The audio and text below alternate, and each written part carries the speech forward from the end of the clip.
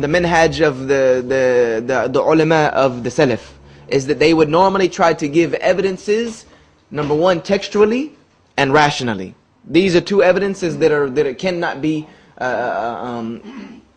miscredited. Are textual evidences and rational evidences. And this is the beauty of Islam, is that everything in Islam can give you these two things. Not only can it textually give you the evidence, it can rationally give you the evidence. Nobody else can do this, let me assure you. Nobody else can do this. And most of the time, the rational evidence is rubbish, and there is none, and the textual evidence cannot hold up. The textual evidence for this in the Bible, for the reason why sin nature cannot, this understanding of sin nature, because if you can destroy this understanding of sin nature being inherited, you have basically kicked the stool out from under everything. Because you will see that this is the process that leads all the way to Jesus' crucifixion, is this sin nature. Without this sin nature being inherited by human beings, Jesus Christ's sacrifice means nothing. Absolutely nothing. Absolutely nothing. And where is it at? It is actually in the book of Ezekiel, because this one might be a little bit harder for you to find. So I'll give you this one. It's in the book of Ezekiel, chapter 18, verse 20. Ezekiel is E-Z-I-E-K-I-E-L, or E-L at the end. No, yeah, E-L at the end, just E-L. E-Z-I-E-K-E-L, Ezekiel, chapter 18, verse 20. And it says this. It says, the soul that sinneth shall die. The soul that sins shall die. And the son shall not bear the iniquities of the father, nor shall the father bear the iniquities of the son. But the righteousness of the righteous shall be upon him, and the wickedness of the wicked shall be upon them. This is a teaching of the law of Moses, that each and every individual is responsible for their own actions. This is a basic underlying principle of the Old Testament. Nowhere will you find that anyone can bear anyone else's sin, nor can anyone else pass forgiveness for another's sin. It has to be done and initiated by the person. And this is what God teaches in Ezekiel, that the son cannot bear the iniquities of the father, nor can the father bear the iniquities of the son. The righteousness of the righteous is upon him, the wickedness of the wicked is upon them. And yes, some Christians may say, but you're pulling one verse out of context, and they'll tell you that a lot, that you're pulling a verse out of context. And then I tell them, well, then the burden of proof to prove me wrong is on you. Yeah? If I'm wrong, prove it. The burden of proof is now upon you. I've given you my proof. Prove me that I've taken it out of context. And this is hard to do in a lot of cases. That's why what I tried to give you, God willing. And we're going to get to why this eradicates the whole issue that Jesus could have been crucified right here in a couple of verses that you can find in the Old Testament. There's so many, but to give you too many is just too much information. So this is the reason why the Christians believe that the prophets could be so sinful, was because of the simple fact of the inherent sin nature, which God does not teach. So that's the textual proof. And there are many more. Do that. What I would like for you all to do, if you want to be able to deal with Christians, I don't want to say give this too much emphasis, because there's so much you can learn about Islam. And this is one thing that I will say, is that I have mixed feelings. I do it because of the simple fact that I came from Christianity, and I understand the psychology, and I feel a responsibility to go to Christians. But for the normal Muslim, there's so much in your deen that is perfect, that to tell you to go study imperfections is almost, it's hard for me to make that come out of my mouth. Because the Sahaba radiallahu anhum were scholars of no religion other than Islam, but when they went to the kings of the earth, they were very easily to tell them that we have come to bring you from the injustice of false religions to the justice of Islam. Their understanding was that if it wasn't Islam, it's wrong. And that should be the basic underlying principle of the Muslim.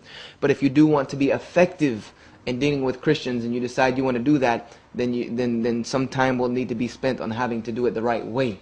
But I leave that up to you. I would never be the person to say, sit here and study the Bible, because I just can't do it.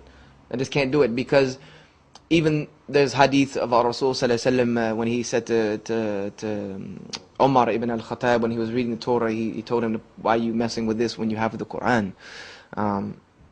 So I'm just telling you that this is my background. It's not like I have to go study it. This is just the background that I came from. But at the same time, we are in a world we have to deal with Christians, and they are a big threat to us in our ideologies, and that is where the clash takes place. And this was something that was not so much prevalent at the time of the Sahaba. They weren't really so much at direct conflict with the Jew or with the Christian. They were even more at direct conflict than with Jews at the point as a wholesale, and the pagans than they were with direct conflict with Christians. So there is some wisdom behind both sides. So now that's the textual proof. The rational proof to me, and this is what I told to the people who gave me this evidence, is that what you're saying makes no sense. Because people who commit these type of sins lose their credibility. As I say, no one will listen to them. You would not vote this person as town mayor. You would not vote this person as town mayor. If Lot was caught for what he was doing, he would go to jail. Maybe for the rest of his life.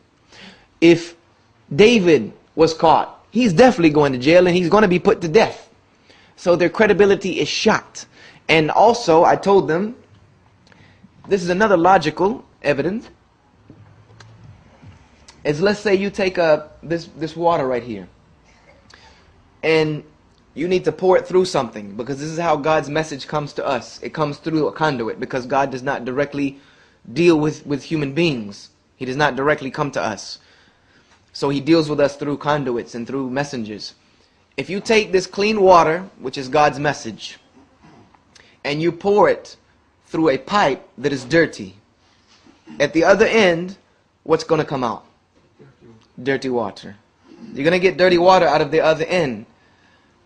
Because the whole process from beginning to end of God delivering us His message has to be as pure as the message itself. Or else there is room to discredit it. There is room to discredit it. If the vessel is dirty, I can say, look man, this water, this is dirty water. I don't want to drink it. And to me, honestly, this was the beauty of Islam for me. Because I had studied and drank all the dirty water. I had tasted it and it's nasty, trust me. But when I tasted Islam, it was like drinking this. And I don't care how many times you try to give me those glasses and shuffle them, blindfold me if you want. Every time I pick up this glass, I'm going to know it. This is how clear Islam was to me. And how clear Islam is when you put it against the evidences and weigh it against everything else that's out there. So this is the rational evidence that you can give to them, that God is perfect, His religion is perfect, therefore the medium to give it to us should be perfect, or there's a corruption in the system. And there is no corruption from God. He is not the author of confusion, He is not the author of injustice, not to anyone nor to Himself. So this is dealing with the Old Testament, of why these prophets cannot be. If I went into the contradictions of the Old Testament, we would be here forever. Wallahi, we'd be here forever. And I think there has been books that have been written, that I'm going to give you some of them that do this justice. I would say you can go read Ahmadiyyah's book. He gives you a lot of them. The only thing is, make sure you go back them up with Christian scholars, because if not, again, your isnad is messed up. No one's going to believe Ahmadiyyah even if he speaks the truth. No one's going to believe me even if I speak the truth. That's why I rather quote from the scholars themselves, from what they've said from Christianity. يا من يرى يا من يرى مد البعوض جناحها في ظلمة الليل البهيم الأليل. يا من يرى ويرى مناخ عروقها في نحرها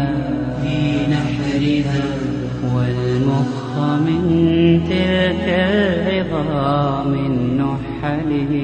يا